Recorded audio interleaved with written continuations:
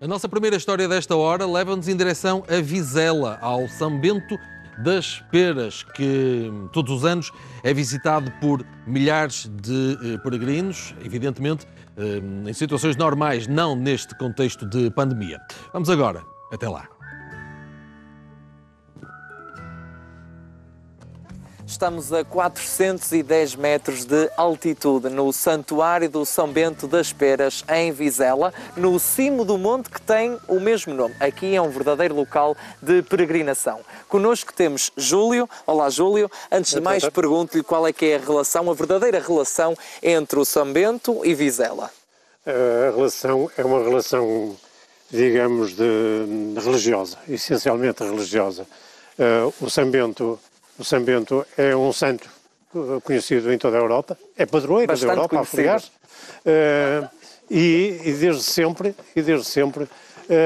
procurando, e os milagres que o São Bento foi fazendo ao longo da sua vida fez com que as pessoas se apaixonassem, vou chamar assim, pelo próprio São Bento.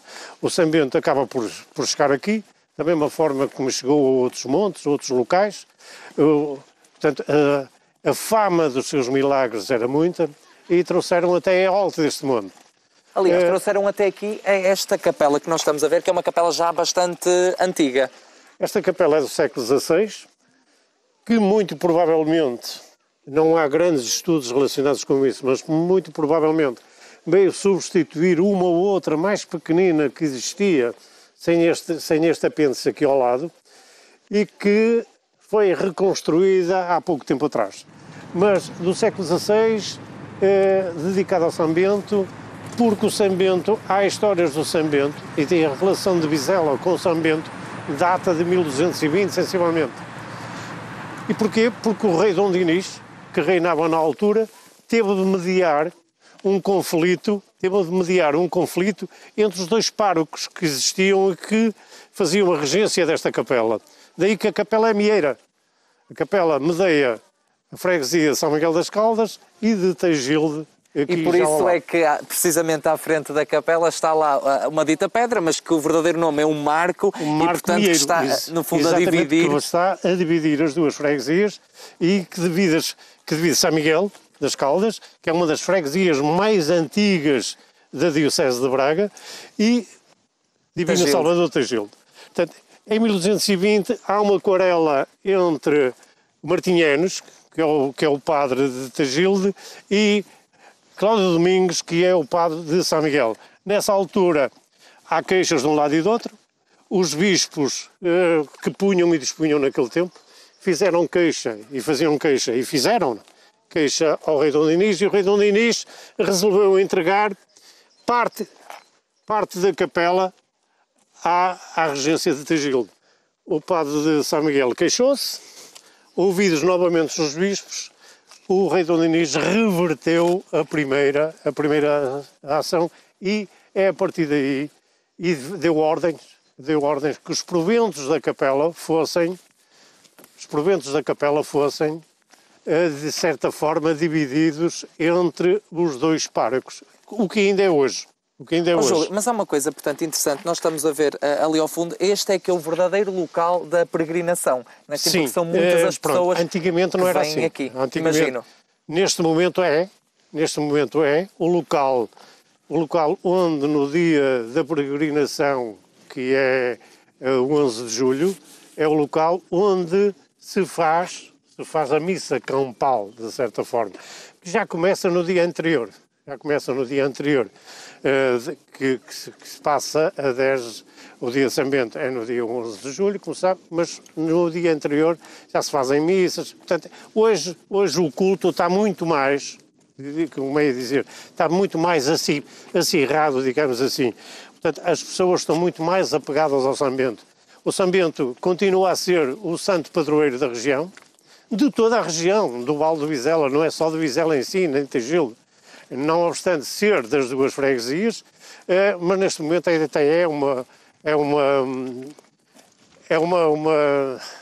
portanto, neste momento nós sabemos que o São Bento pertence a toda esta vastíssima região.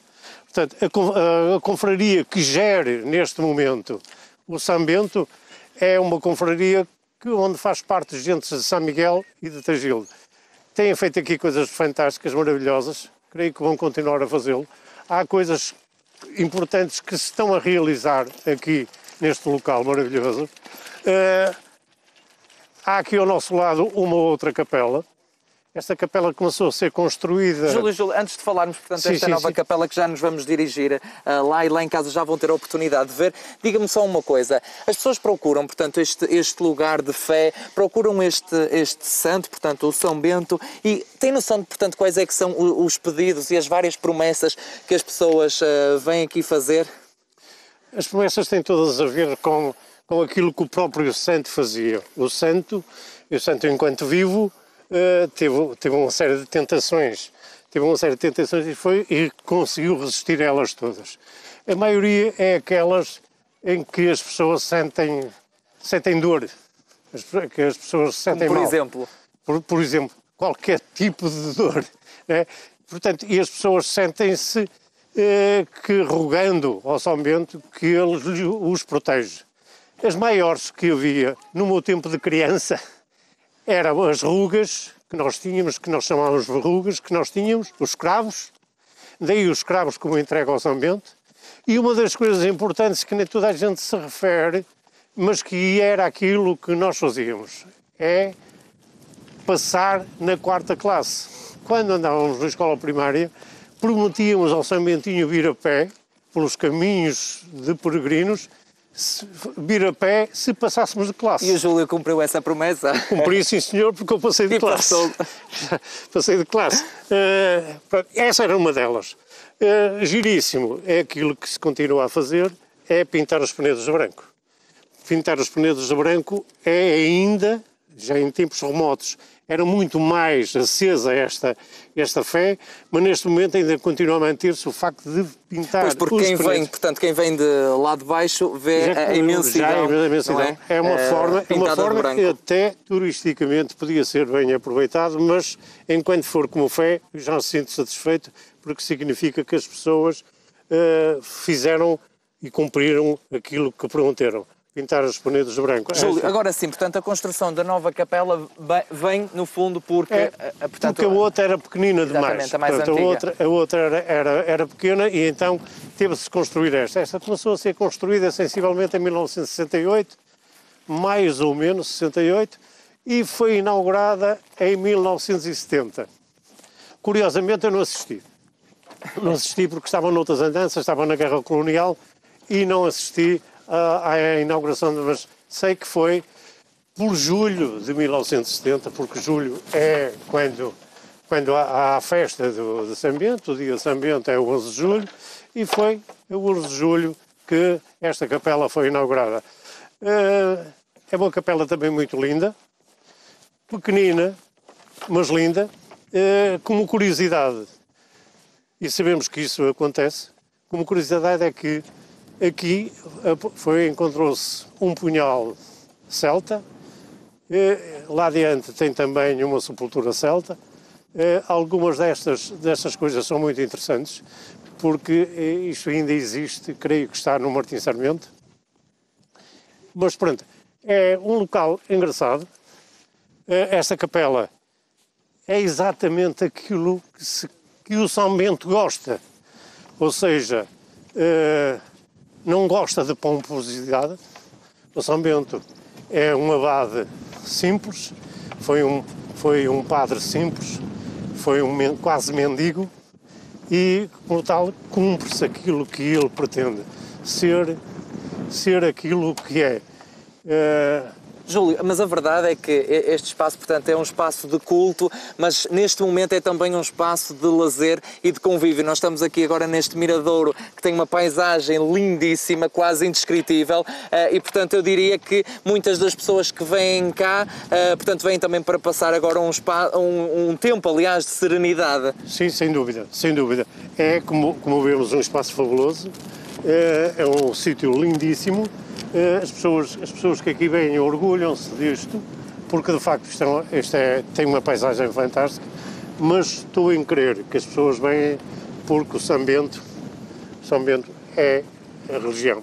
É a figura principal, não é assim? Muito bem, Júlio, muito obrigado. A verdade é que este sítio tão emblemático, portanto, convida realmente a que as pessoas venham aqui. Eu estou perfeitamente encantado com este local. Encontramos então no cimo do monte de São Bento das Peras. O São Bento, como disse bem o Júlio, cativa as pessoas, mas este belíssimo sítio também. Portanto, não se esqueçam de visitar este fantástico em Vizela.